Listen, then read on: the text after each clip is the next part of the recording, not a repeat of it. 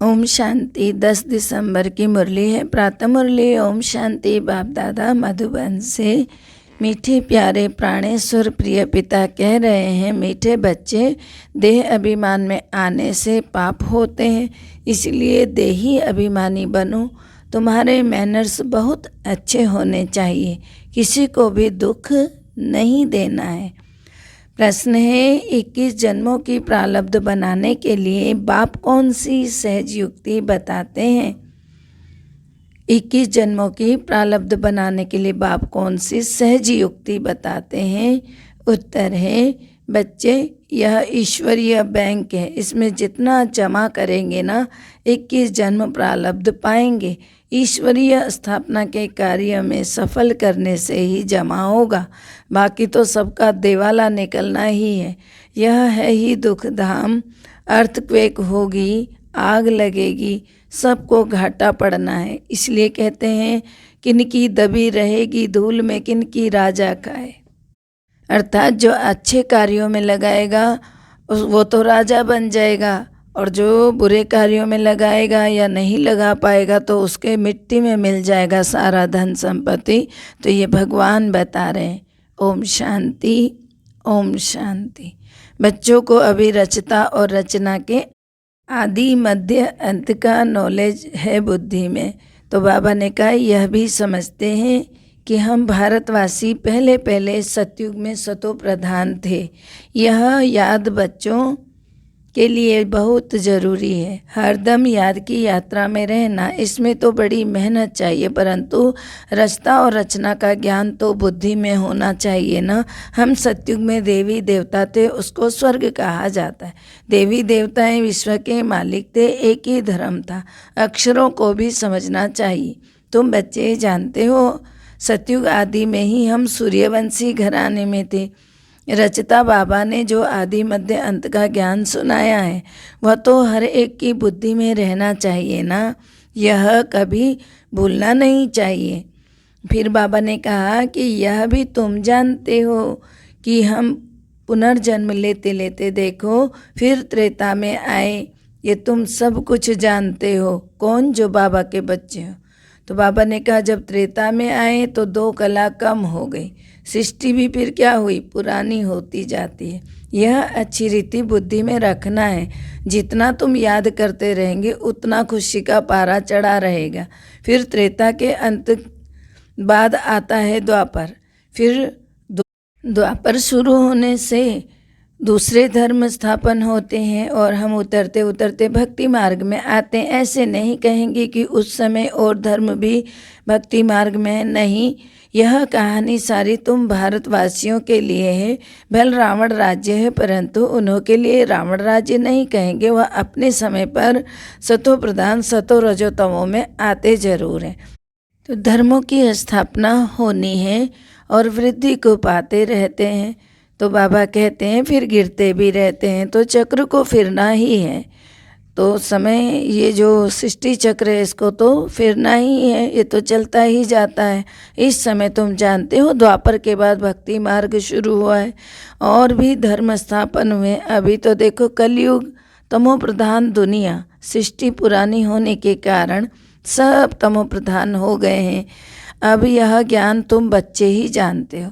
यह है सहज ते सहज बात जो बच्चा भी याद कर ले, परंतु यह याद करेंगे तो भी तोते माफ़ी करते हैं। तो तुम बच्चों को तो भाषणा आती है ना, फीलिंग आती है, उस अनुसार तुम समझाएंगे। तुम जानते हो सारा झाड़ जड़जड़ीभूत अवस्था को पाया हुआ है। पहले जो आदि सनातन देवी देवता धर्म का था, उनका फाउंडेशन अब है नहीं। भल है भी तो वह भी अपने को हिंदू कहलाते हैं। इसीलिए कहा जाता है देवी देवता धर्म नहीं है, प्रायः लोप है। तो सब पतित बन गए, इसीलिए अपने को देवता कोई कहलाता नहीं है। ना तो वह धर्म है, ना वह कर्म है। सतयुग में तो सबका कर्म अकर्म हो जाता है। यह मनुष्य तो देखो जो भी कर्म करते हैं वह विकर्म बनता है कलयुग में, और सतयुग में सारे कर्म अकर्म बनते हैं।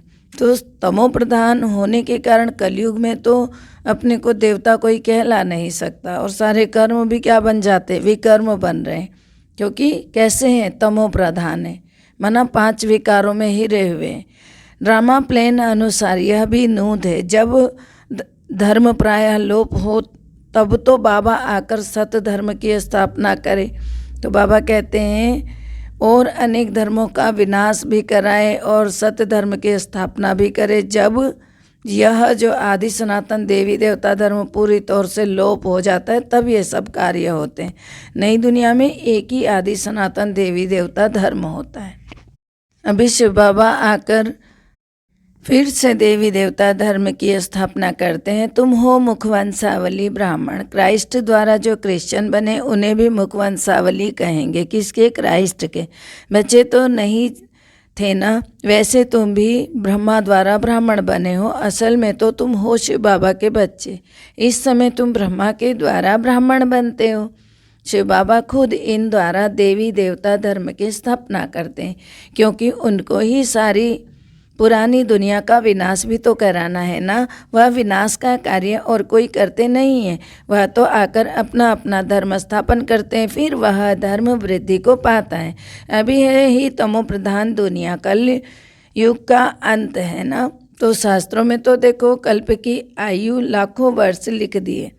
तुम जानते हो यह शास्त्र आदि सब भक्ति मार्ग की सामग्री है, जो वहाँ सतयुग में नहीं होगी। वहाँ यह अनेक धर्म भी नहीं होंगे। इस्लामी, क्रिश्चियन आदि सब धर्म द्वापर में स्थापन होते हैं। फिर हर एक ने अपना अपना शास्त्र बैठकर बनाया है।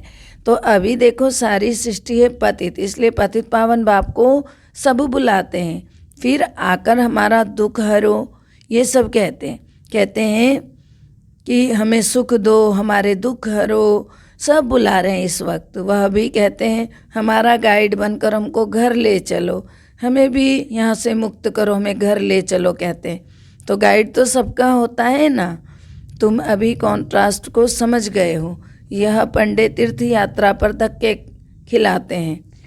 यहाँ के साधारण पंडित लोग क्या करते, तीर्थ यात्रा पर धक्के खिलाने ले जाते। तुम तो रूहानी पंडित, पांडव संप्रदाय शिव बाबा के बच्चे भी पंडित। तो बाबा ने कहा कि बाप तो रूहानी यात्रा सिखलाते, ना कि कहीं तीर्थों पे धक्का खिलाते। रूहानी यात्रा क्या है? खुद को आत्मा समझ अपने बाप को याद करो, तो और घर को भी याद करो। बाबा को याद करने से घर पहुँच जाएंगे, याद नहीं करेंगे तो पाप कटेंगे भी नहीं। बल ले तो सबको जाएंगे, परंतु सजा खाकर हिसाब किताब चुकतू करेंगे, अथवा योग बल से चुकतू तो जरूर करना है, बाबा ने बताया। तुम जानते हो हम अभी जमा कर रहे हैं। जितना पवित्र बन जास्ती कमाई करेंगे उतना ही ज़्यादा जमा होगा। पुरुषार्थ नहीं करेंगे तो देखो कुछ भी जमा नहीं होगा, घाटा पड़ जाएगा। तुम जानते हो आधा कल्प हम घाटा पाते ही आए हैं, अभी बिल्कुल देवाला हो गया है। हर बात में देवाला है। अभी देखो बच्चों को 21 जन्म के लिए जमा करना है, उसके लिए मुख्य है याद की यात्रा। यह तो सदैव स्मृति में रखो, जब भी फुर्सत मिले तो इस स्मृति में रहो। बाबा का ज्ञान का सागर है ना, तो तुमको भी तो रचना के आदि मध्य अंत का नॉलेज है। कैसे है? क्योंकि बाबा ने दिया है। आप समान बाबा बनाते हैं ना, जैसे बैरिस्टर, इंजीनियर आदि पढ़कर आप समान बनाते हैं, तो इसी तरह बाबा भी बच्चों को आप समान बना रहे हैं। देही अभिमानी बनना सिखा रहे हैं। बाप देह अभिमान नहीं रखते हैं, इसलिए बच्चों को भी नहीं रखने को कहते हैं। देह अभिमान में आने से सारा बुरा हाल हो गया है, द्वापर से लेके अब तक, है ना। यह तो पढ़ाई है ना, बाबा ने कहा ये बाबा की पढ़ाई है। सत्युगी देवी देवता बनाने की पवित्रता का सागर जो बाप हैं, तो तुमको भी तो आप समान पवित्र बनाते। जो नहीं बनेंगे उनको सजाएं मिलेंगी, और सजाएं खाकर फिर पद भी कम हो जाएगा। तो यह समय ऐसे नहीं कि धन से तुमको साहूकार बनना है, नहीं। बाबा ने समझाया गरीब की 1 पाई साहूकार का 1 रुपया समान है। दोनों को वर्षा ही उतना ही मिलता है। बाबा कहते बाबा ने तो दोनों को एक जैसा समझाया है। फिर बाबा है ही गरीब निवाज, इसीलिए गायन भी है अजामिल जैसे पापी और अहिल्या, परंतु साहूकार का नाम नहीं गाया जाता है। यह भी समझने की बात है। तुम कहेंगे हम पहले पहले सबसे साहूकार थे, फिर यहाँ ज्ञान भी नंबरवार उठाएंगे। बाबा कहते हैं वहाँ तो पद भी नंबरवार पाएंगे। माँ बाप को पूरा फॉलो करना है। जैसे बाबा पुरुषार्थ कर ऊंचा पद पाते हैं, मम्मा बाबा भी सर्विस करते हैं ना। तुम्हारी यह रूहानी सेवा घर घर में संदेश पहुंचाना है। जो कोई ऐसा ना कहे कि हमको तो बाप के आने का संदेश ही नहीं मिला, तो यह याद कैसे करें। ऐसे कुछ कहानियाँ भी शास्त्रों में हैं कि भगवान को भी उलाहना दिया। इसीलिए सबको मालूम पड़ना चाहिए। टाइम बहुत थोड़ा है। बाबा कहते हैं दिन प्रतिदिन प्रदर्शनी मेले आदि की धूम मचती जाती है। विलायत के अखबारों में भी पढ़ता है। शुरू में जब भट्टी बनी थी तो विलायत तक अखबार में नाम गया। अब फिर यह पढ़ेगा कि खुद गॉड फादर आकर सबको लिबरेट कर रहे हैं। कहते हैं ना, और तरफ से बुद्धि योग तोड़ो, मुझ एक बाप को याद करो तो तुम मुक्ति धाम में चले जाएंगे। बाबा कहते हैं कोई तो फिर अच्छी रीति याद भी करते हैं और कोई तो फिर बिल्कुल भी नहीं करते हैं। और धर्मों के जो बड़े होते हैं वो फिर नंबरवार आते रहेंगे, बाबा ने बताया। तो यहाँ आएंगे जरूर। सभी धर्मों का झाड़ निराकारी दुनिया से यहाँ आकर वृद्धि को पाता है ना। फिर पतित दुनिया से चले जाएंगे निराकारी पावन दुनिया में। फिर हर एक अपने अपने समय पर धर्म स्थापन करने आएंगे। यह बुद्धि में रहना चाहिए कि सतयुग में एक ही धर्म था, फिर वृद्धि होते होते अनेक धर्म अनेक मत हो जाती है। तुम जानते हो यह भारत अविनाशी खंड है, इसमें प्रलय कब होगा नहीं। इन बातों को सिमरन करते रहो। यह तुम्हारी ईश्वरीय मिशन है ना। सेंटर्स खुलते जाते हैं। अब विनाश भी सामने खड़ा है। इन आंखों से जो भी कुछ तुम देखते हो ना, वह सतयुग में कुछ भी नहीं रहेगा, जंगल हो जाएगा। आबू थोड़े सतयुग में होगा, दरकार ही नहीं है आबू की सतयुग में। यह मंदिर आदि सब बाद में भक्ति मार्ग में बनेंगे। देखो कितनी ऊंची पहाड़ी पर मंदिर बना देते हैं, फिर ठंडी में बंद भी कर नीचे उतर जाते हैं। तुम तो पहाड़ी पर बैठे हो, अंत में सब पहाड़ी पर ही साक्षात्कार होंगे।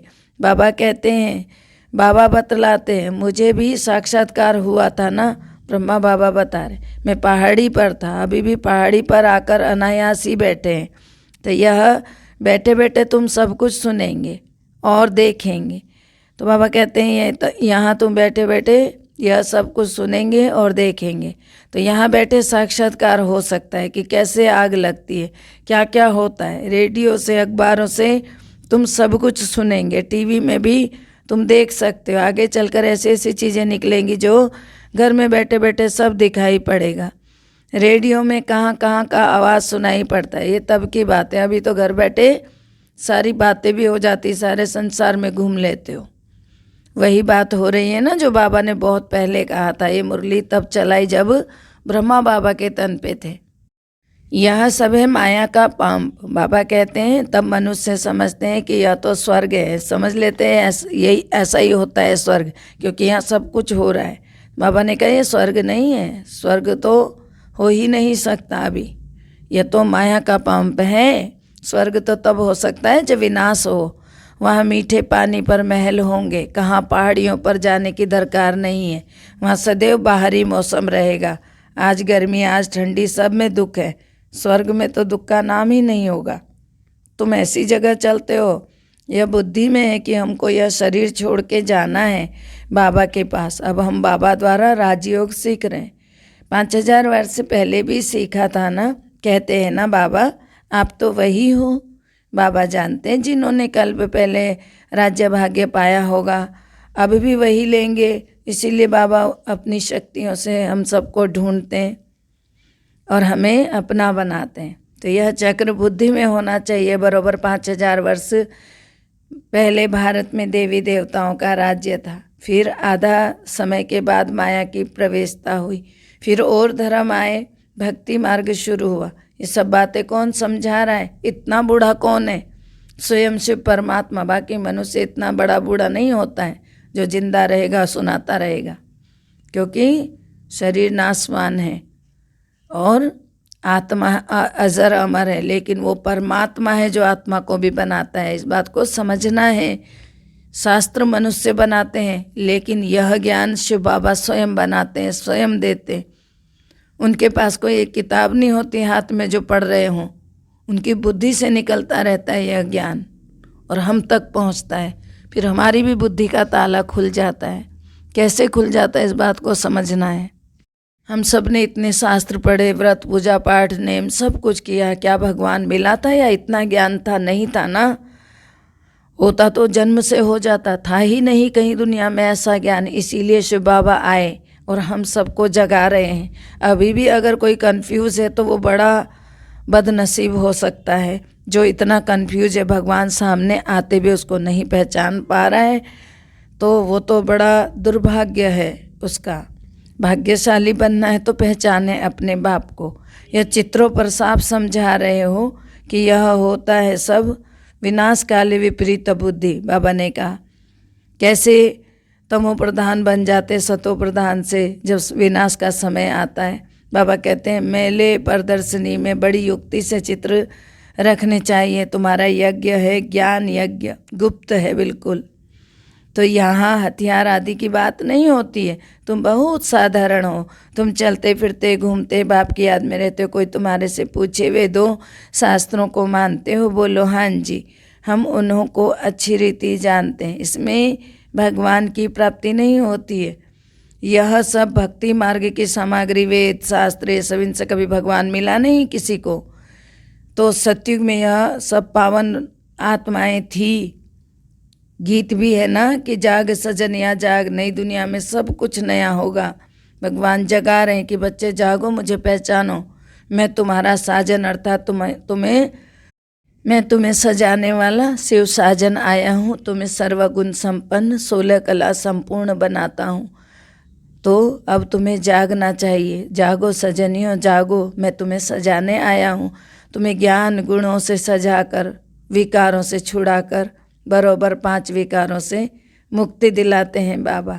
और हमें देखो कैसा बना देते, सत्युग की दुनिया के लायक बना देते। कौन है वो इतना बड़ा जादूगर कारीगर? स्वयं भगवान है। अगर अभी भी समझ नहीं आ रहा है तो और कोई तरीका भी नहीं है जो घोल के डाल दिया जाए बुद्धि में। ये समझना होगा सबको। अब यह बुद्धि में होना चाहिए कि अब हमें यह शरीर छोड़कर बाबा के पास जाना है। अब हम बाबा द्वारा राजयोग सीख रहे हैं, तो 5000 वर्ष पहले भी इसी तरह सीखा था।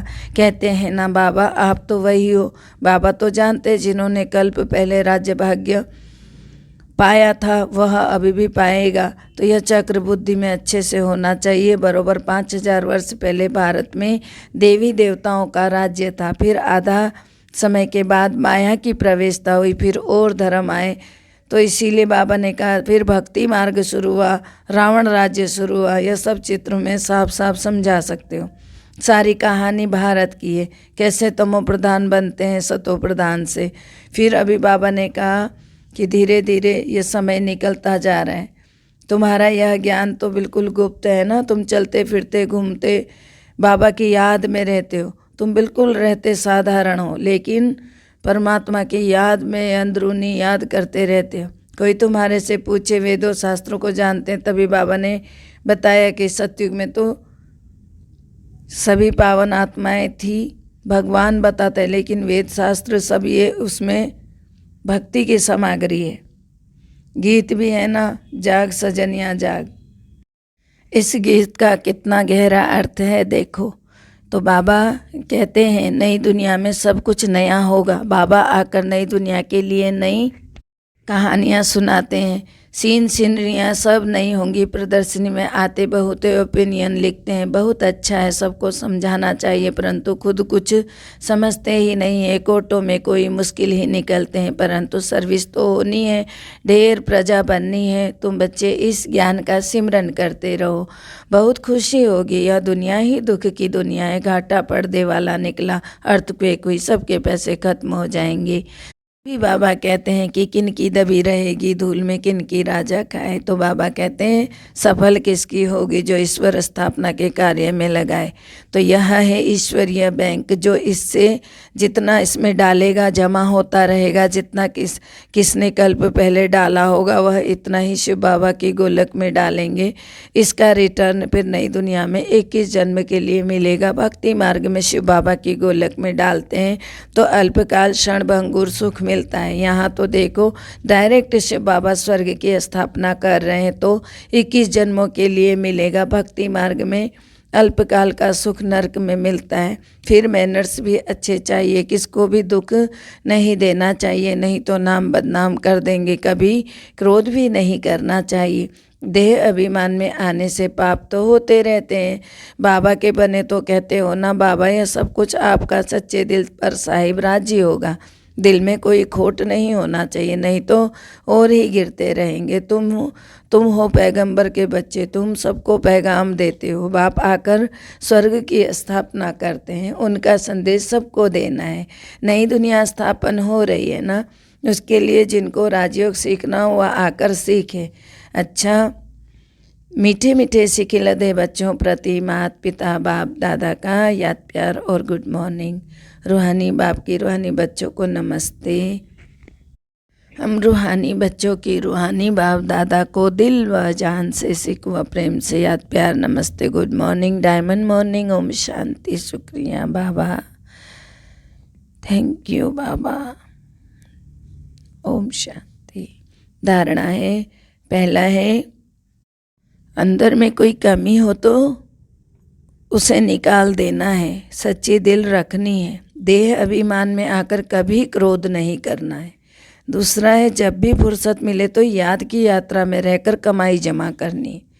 मीठे प्यारे बाबा के वरदान है संपूर्ण समर्पण की विधि द्वारा अपनेपन का अधिकार समाप्त करने वाले समान साथी भव।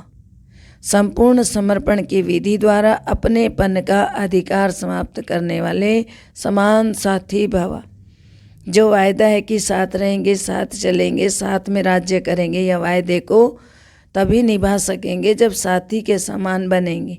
समानता आएगी समर्पणता से। जब सब कुछ समर्पण कर दिया तो अपना व अन्य का अधिकार समाप्त हो गया। जब तक किसी का भी अधिकार है तो सर्व समर्पण में कमी है, इसीलिए समान नहीं बन सकते। तो साथ रहने, साथ उड़ने के लिए जल्दी जल्दी समान बनो। स्लोगन है अपने समय श्वास और संकल्प को सफल करना ही सफलता का आधार है। अपने समय श्वास और संकल्प को सफल करना ही सफलता का आधार है। ओम शांति। सबका भला हो, सब सुख पाएं, सब परमात्मा से जुड़ जाएं। सबका भला हो, सब सुख पाएं, सब परमात्मा से जुड़ जाएं। सबका भला हो, सब सुख पाएं, सब परमात्मा से जुड़ जाएं। ओम शांति।